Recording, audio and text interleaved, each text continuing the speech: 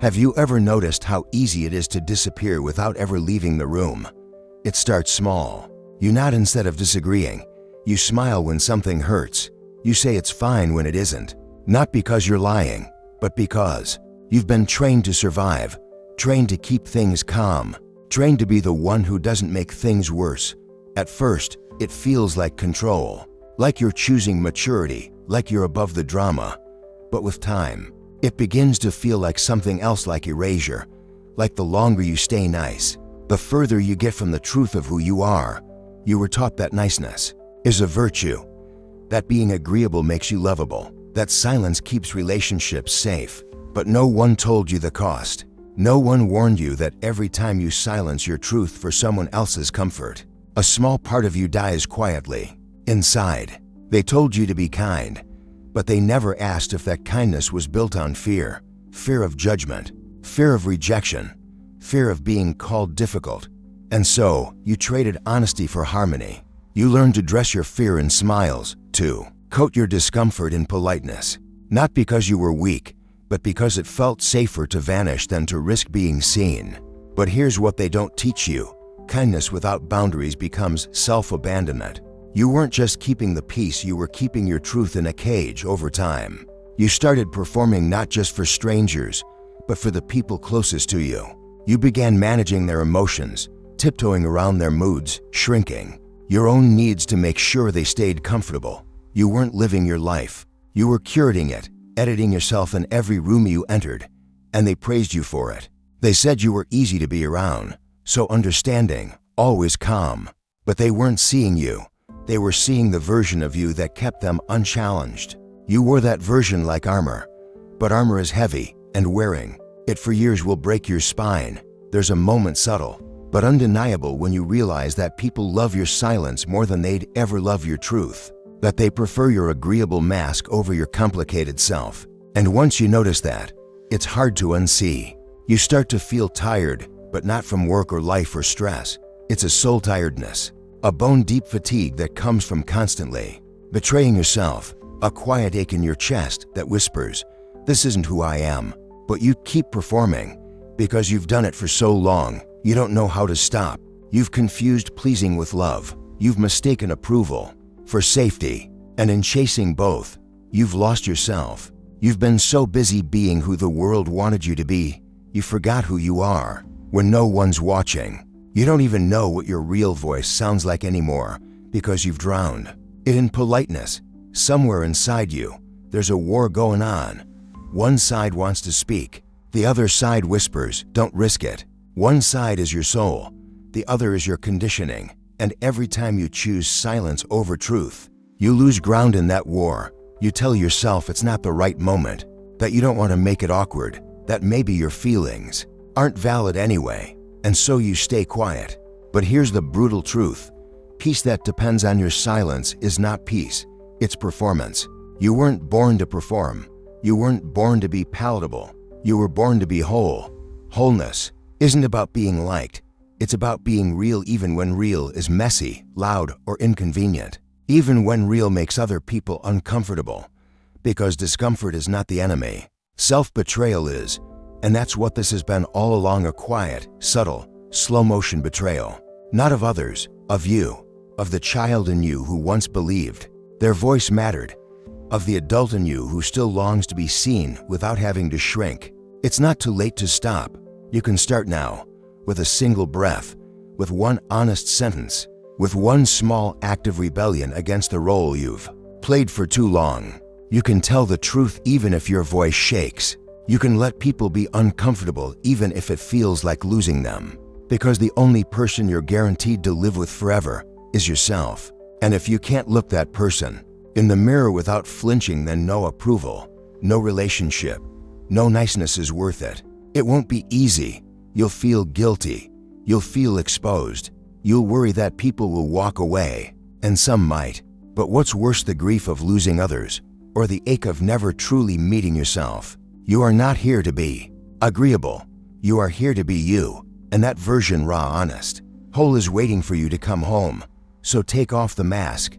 Speak the words. Start living from your core, not from your conditioning, because being nice may keep the peace, But being you, that sets you free. You didn't always wear it. There was a time early, distant, maybe too far back to fully remember when you were raw, unfiltered, loud when you were excited, sad when you were hurting, curious without apology, honest without strategy. And then something shifted. Not all at once, just enough times to teach you being real is risky. Maybe someone laughed when you cried. Maybe they punished your questions.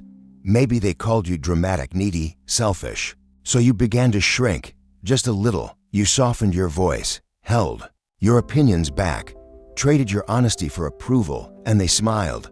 They called you well-behaved. That was the first thread in the mask. From there, you stitched it together piece by piece. A laugh when you weren't amused. A compliment you didn't mean.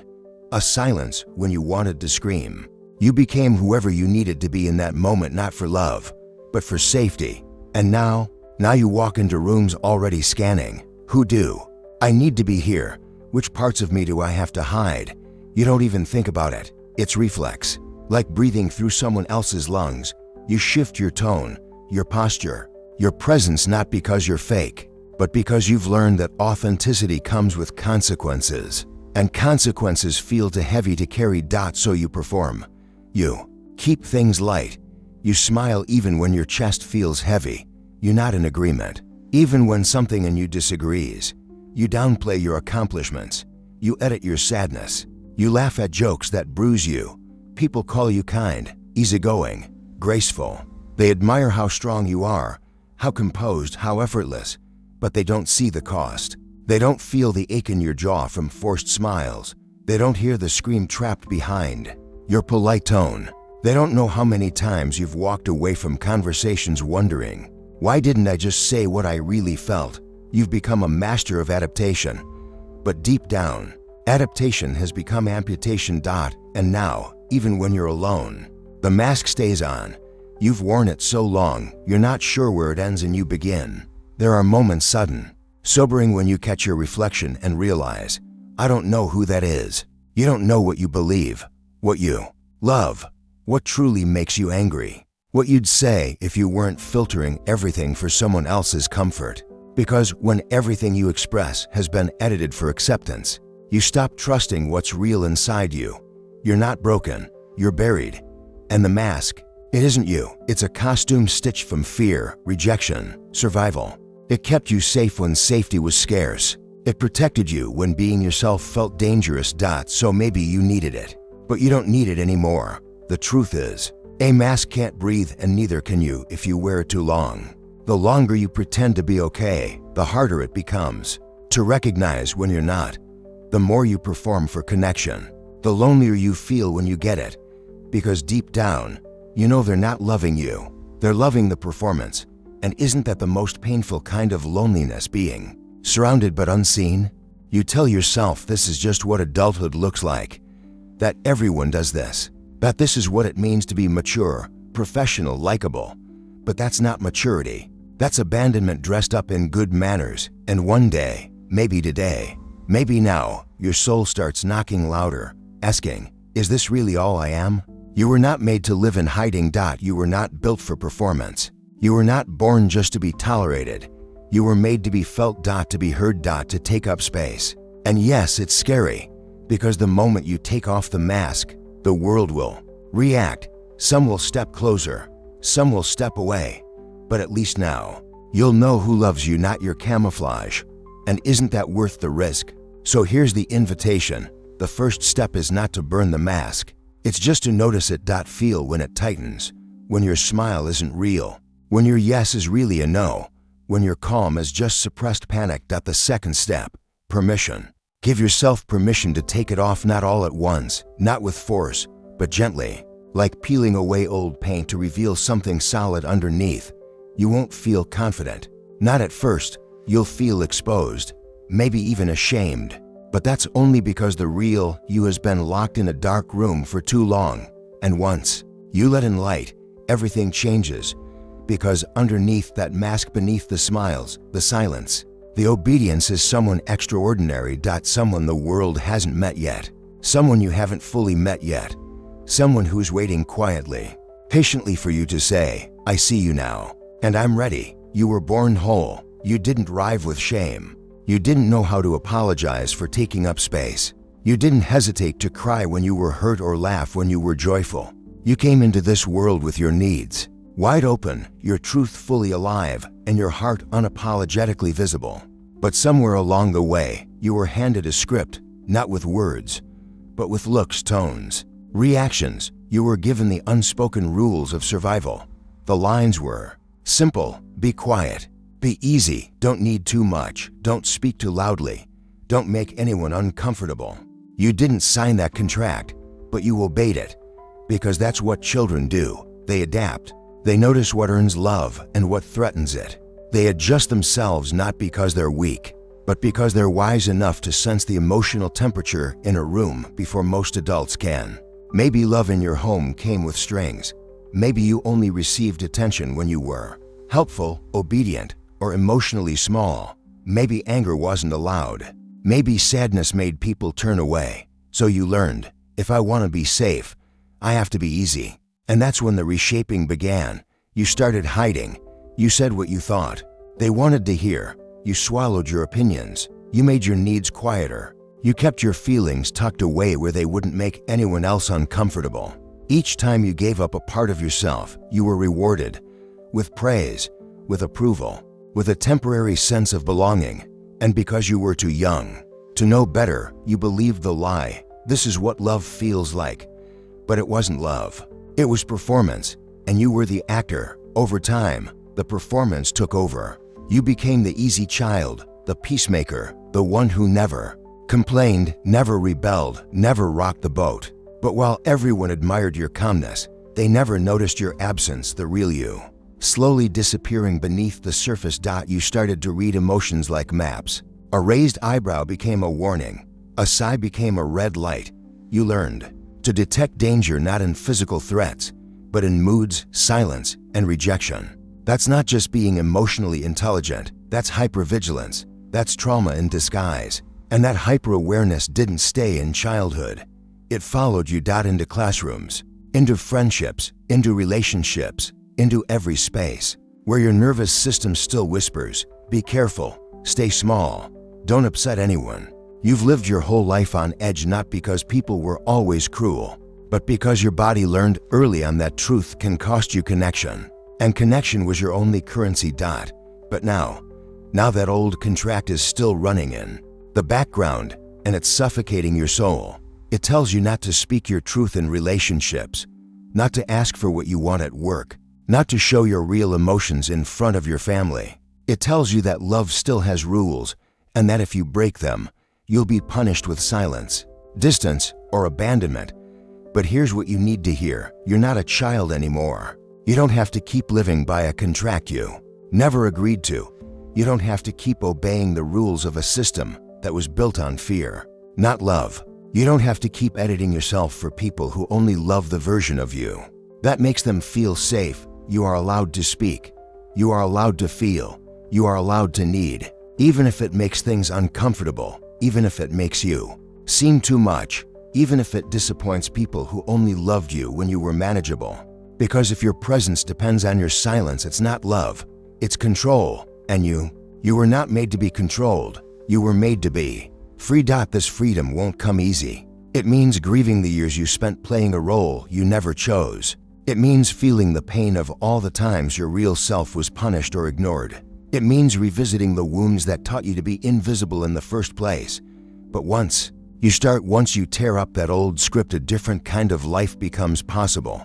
A life where your truth isn't a liability, where your voice isn't a threat, where your needs aren't a burden, where your joy isn't diluted, where your anger isn't shameful, where your boundaries aren't punishable, where your full, messy, honest self is finally allowed to exist.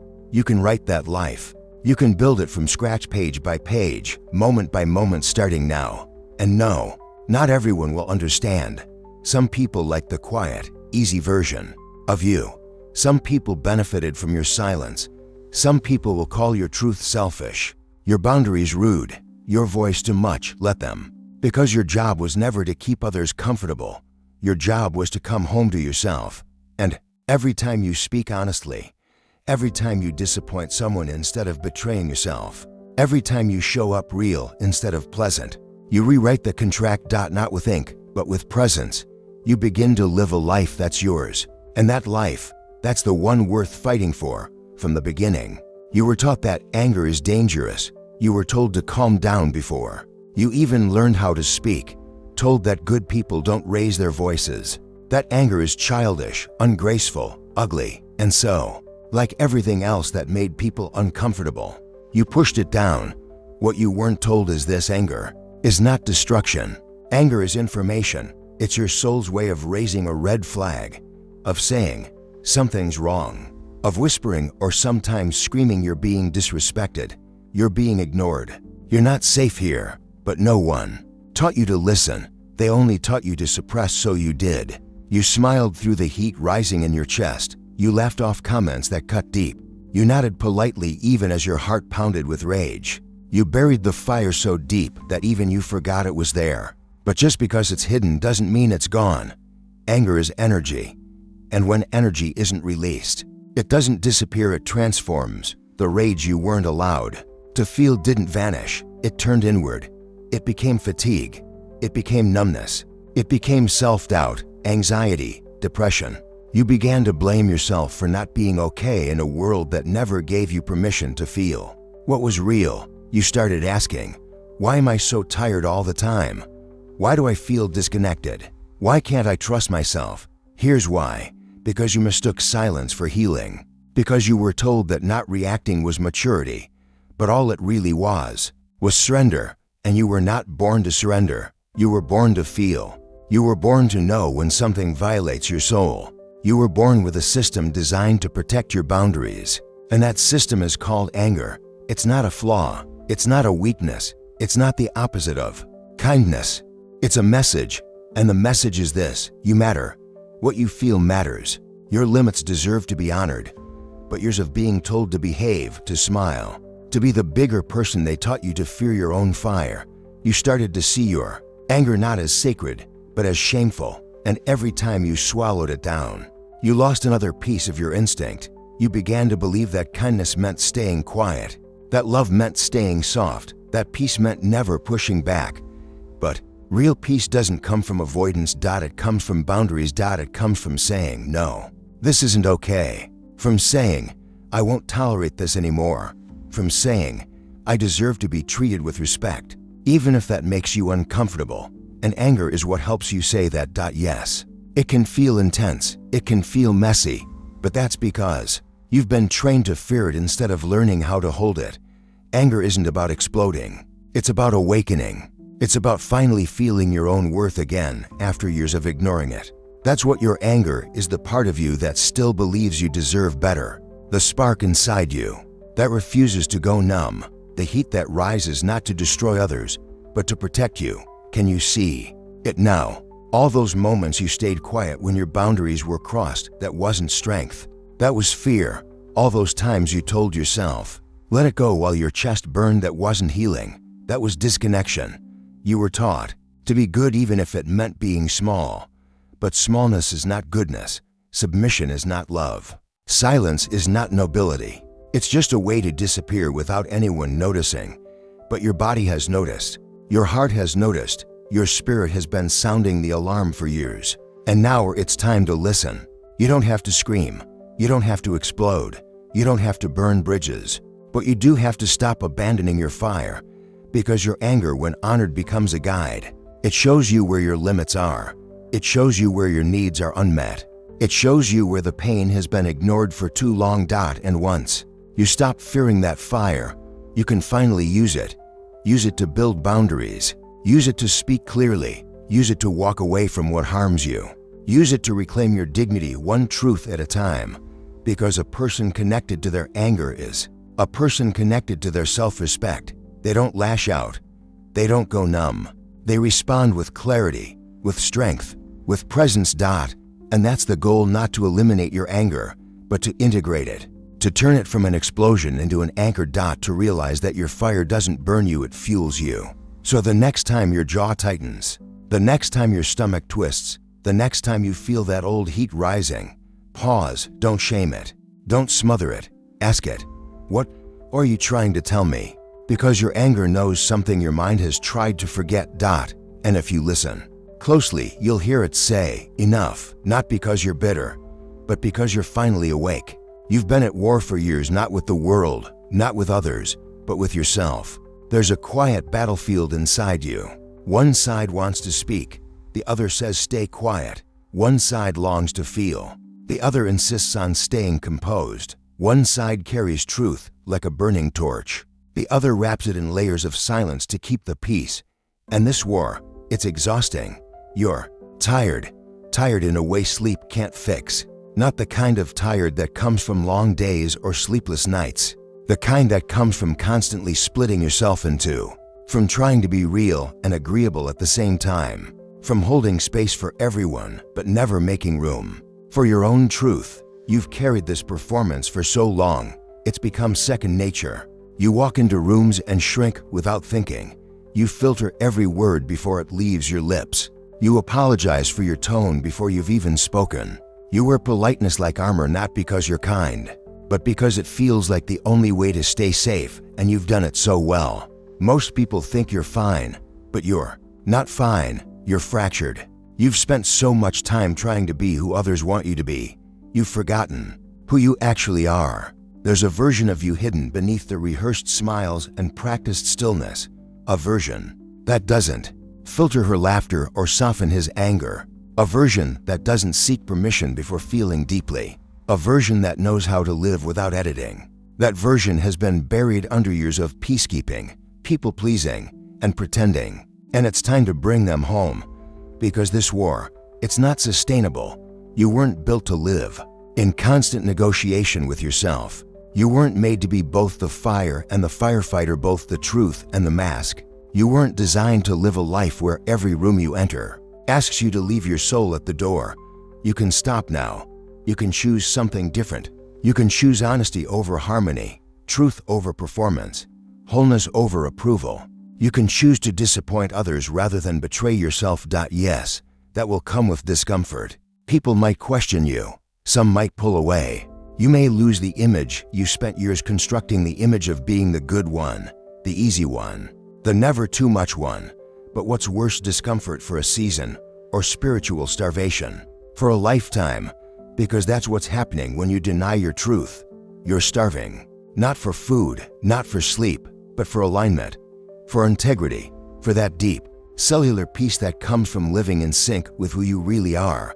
You keep waiting for someone to give you permission to be real, to say it's okay, you can stop performing now. But that permission, it's not coming from the outside. It has to come from you. You are the one who ends this war. You are the one who decides enough is enough. You are the one who gives yourself the right to show up fully, boldly, honestly. Not everyone will celebrate that version of you. Some people will miss the edited version you've always been. Some will call this change selfish, dramatic, rebellious. Let them, because this isn't about them. This is about you and the life you're building from this moment forward. A life where you don't apologize for having needs, where your emotions are allowed to take up space, where your voice isn't muted for someone else's comfort, where you stop negotiating your worth in every interaction. It's not easy. Choosing yourself never is, especially when you were raised to believe that your value comes from how little space you take up. But here's the truth. You were never meant to be small. You were never meant to be silent. You were never meant to perform your way through life just to be loved. Love, real love, doesn't require your disappearance. It doesn't punish your depth or shame your voice. It meets you where you are. It holds space for your fullness. And if the people around you can't offer that, then they were never holding you, just your mask. Let that sink in. You are not hard to love. You are just hard to control. And that's not your burden to carry anymore. So stop apologizing. Stop asking for permission to exist. Stop diluting your truth to be easier to digest. You don't owe the world a version of yourself that's half asleep. You owe yourself a life that's fully yours. A life where your yes means yes, and your no is complete. A life where your boundaries are respected without explanation. A life where your soul no longer has to scream to be heard. You've earned this. You've carried the war for long enough. Now it's time to lay down your weapons. To stop fighting yourself. To come home, not to who they taught you to be, but to who you were before the world told you to change. Because your truth is sacred, and your life is too short to keep burying it. There comes a moment in your life when truth becomes louder than fear, not all at once, not dramatically, but quietly like a flickering candle refusing to die. And if you're brave enough to sit with that flame, to listen to it instead of snuffing it out, something profound begins to shift. You stop lying, not just to others but to yourself. You stop pretending you're okay with things you're not. You stop tolerating relationships that feed on your silence. You stop performing for love that was never truly love to begin with. And in the process, you lose things. You lose comfort. You lose roles. You lose the identity you worked so hard to build, the one made of good manners, quiet compliance, and emotional choreography. The one that kept everyone happy but left you hollow inside. You might even lose people who only knew the version of you that kept their world undisturbed, people who mistook your silence for loyalty, people who benefited from your disappearance and now feel betrayed by your return. But what you gain yourself. You gain the kind of freedom that doesn't come from breaking rules but from breaking patterns. A freedom that doesn't shout but breathes. A freedom that feels like exhaling after years of holding your breath in rooms where your truth had no place. It feels like coming home, not to a place, but to a self you forgot was still alive beneath the mask. And that self, it's fierce. It's tender. It's honest, and it doesn't apologize for existing anymore. But truth comes with a price. Always. It costs your comfort. It costs your illusion of control. It costs the fake peace that silence once provided. But that cost is worth paying, because the alternative is staying asleep in a life that doesn't even feel like yours. Truth is a door. And once you walk through it, you can't go back.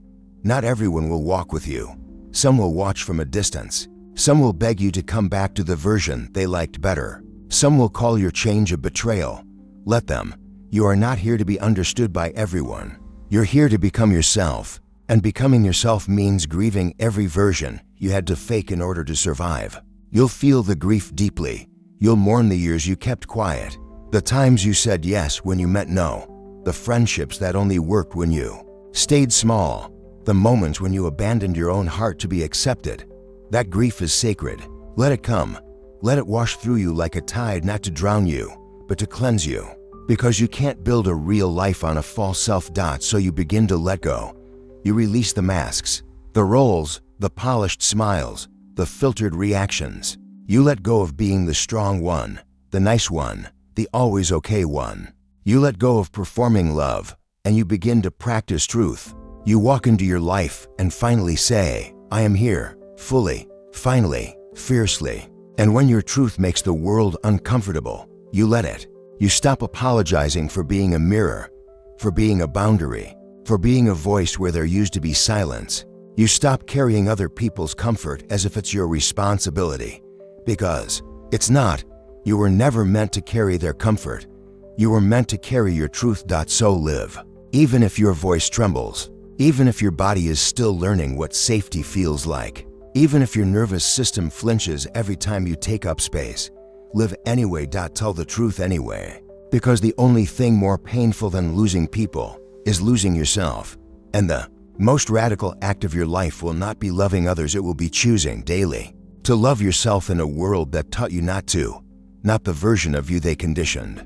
Not the one that always agrees. Not the one that stays quiet for peace.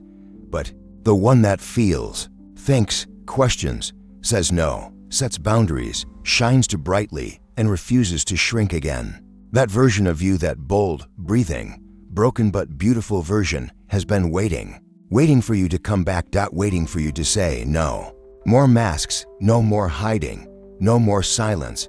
Because the truth, the real truth, is that you never lost yourself. You just stopped listening. And now, you're finally listening again. If you're tired of being silent, if you're ready to stop performing, if you're finally ready to come home to yourself, comment below. I will not stay silent, because your voice matters, because your truth is sacred, and because this time, you're not walking back through that door.